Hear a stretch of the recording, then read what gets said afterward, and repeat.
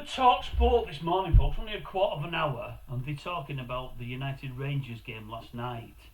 And I think they said it was a really good game, entertaining game, but it was helped because you've got two teams going at each other, both who aren't very good, both on the same kind of level. And it hurt me a little to hear that, but then you reflect and you think that's probably about right, really, which obviously is a concern. That's where we are at the moment, not a very good team. Bit of character at the end coming back, although character's been sadly lacking over the last 2 or 3 years, really. And I'm just thinking to myself, we're desperate for this window to provide us with something. Just something, some green shoots. The problem is we can't get anybody out the door for all the vultures are circling around about 2 or 3 players.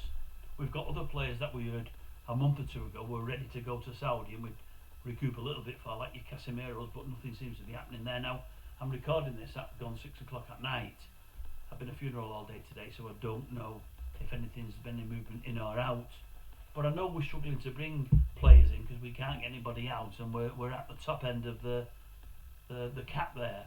I do hear we've got a chance of getting a boy from Lecce, is if I said it right, a wing back there, and I believe he's very good. That sounds promising. We certainly need one. I think he plays on the left. That is needed. But again, I watched last night and I'm thinking we're just desperate for a centre forward. Desperate for someone who you can rely upon to put the ball in the back of the net and who won't let you down, and he'll get 20, 25 goals a season in the Premier League alone. We need that desperately. Now talk is we're going to get this boy, old Victor, I won't say his last name because I'll get it wrong, Gutierrez, whatever his name is, the boy from Sporting that Ruben's left there. And the talk is we can't give him in the pre-season, but he's lined up for the end of the year. I don't know how FFP is at the end of the year for us. Have we got more movement than or not, or do we still have to get players out? I honestly don't know, but we're desperate for him, I think. I mean, I seen he's finished the other night for Sporting. I think they got beat 2-1, but a crackerjack of a goal. Held his defender off really well and absolutely lashed the ball in the top of the net. It went through the goalkeeper's hands.